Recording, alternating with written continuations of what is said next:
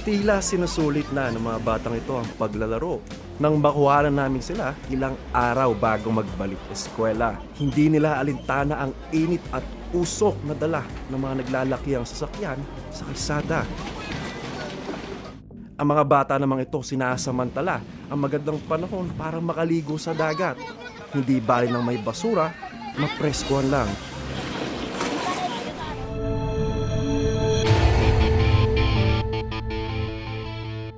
Kung gaano kalawak ang kanilang nagsisilbing palaruan. Sana magsikip ng kanilang mga tahanan sa bundok sa Maynila, malapit sa pier. Kung makikita po ninyo, no, ito po yung tabi-tabi ng bahay nila. Kaya kung may papasok man na hangin, kakaunti lang po kasi ganito kasikip ang dinadaanan dito. Ito po, isang bahay na po ito. Sa kabila po nito, bahay na rin po ito. Ganito po, masikip po, maansangan dito. Kaya pag mainit o kaya tanghaling tapat, mainit po talaga. Ang pamilya ni Mang Reynaldo halos 17 taon nang nakatira dito. Nasanay na lang daw sila sa ganitong sitwasyon. Pero aminadong hindi ligtas ang lugar, lalo na para sa kanilang 3 anak. Minsan nangangamba po ako tulad po niyan, may mga bagyo. Minsan, matagal sila matulog kasi hindi reklamo. Mainit, malabok. Problema pa ang kakulungan ng malinis na tubig sa kanilang lugar. Sa naiinom po nila, ito nagtae, suka tae. Yun nga po, may may infection siya sa dugo. Nagkaroon siya ng dahil nga doon sa bakterya na inano yung bituka. At dahil sa mga nagkalat na basura at usok na nagmumula sa mga malalaking sasakyan, pati si Mang Reynaldo nagkakasakit na. Nakakamoy ako ng masangsang na amoy galing sa sakit sa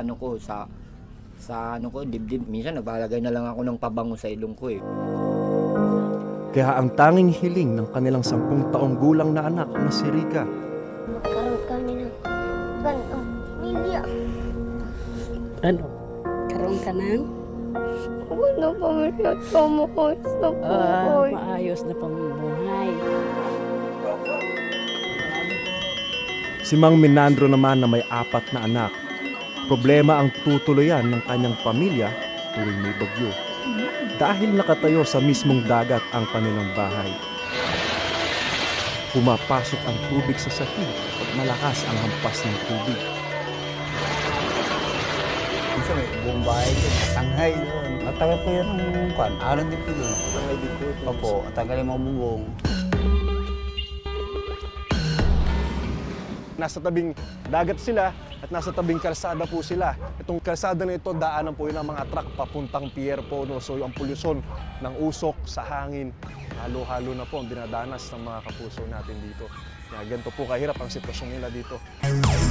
Sa pag-aaral ng United Nations Children's Fund o UNICEF, milyon-milyong mga batang Pilipino ang exposed sa iba't ibang banta ng pabago-bagong panahon o climate change, tulad ng baha, bagyo at heat wave.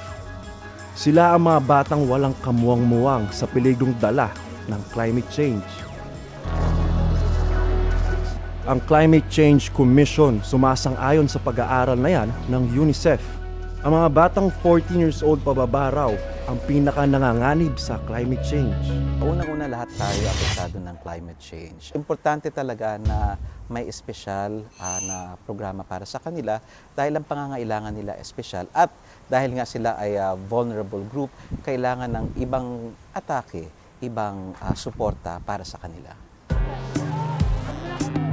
Dahil nakadepende ang mga bata sa mga nakakatanda, mahalaga raw na maintindihan nila kung ano ang nangyayari sa kanilang paligid, kasama na ang pabago-bagong panahon.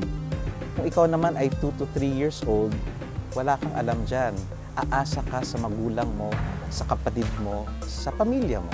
So, importante na sa level ng barangay, alam at nabibigyan ng kapasidad ang iba't ibang mga tao sa ating komunidad na maintindihan ang peligro na dulot ng climate change.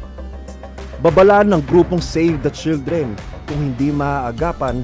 Climate projections of children born today compared to people born in 1960s or yung mga lolo at lola natin or even some of our parents, they would experience a lot more like heat waves, around 4.9 more heat waves, 2.3 more times more nung mga droughts, and 1.9 times more yung mga strong and, typhoons. Ang barangay, aminadong maraming batang nagkakasakit sa kanilang lugar, lalo't pabago-bago ang panahon. Once na mainit tapos biglang uulan, maraming nagkakasakit ng mga bata. Lalo-lalo na sa mga depressed area. Una-una na, yung mga lumalangoy nga sa dagat na marumi, yun po ang unang-una po na naapektuhan. May ilang programa na rin daw silang ginagawa para kahit paano'y mabawasan ang peligrong dulot ng climate change. Gaya ng regular na coastal cleanup, declogging sa mga kanal para maiwasan ang pagbaha. At para magkaroon ng malinis na tubig, naglagay ang barangay ng patubig para dito na sila magtigib. Ilang pamilya na rin ang narelocate na. Nakalipas itong buwan po, mayroon na kami pong na-relocate sa Naik na nasa 300 families po. Pero kahit saan pang relokasyon, ang banta ng climate change, hindi matatakasan kung walang gagawin para ito'y maaabatan. Hindi pa naman huli ang lahat. Ang bawat isa sa atin may tutulong. Gaano man kaliit. Alang-alang sa mga bata.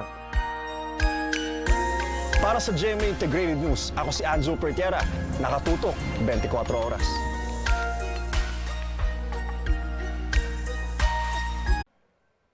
Mga kapuso, samahan nyo kaming tumutok 24 oras. Bisitahin at mag-subscribe sa GMA Integrated News sa YouTube.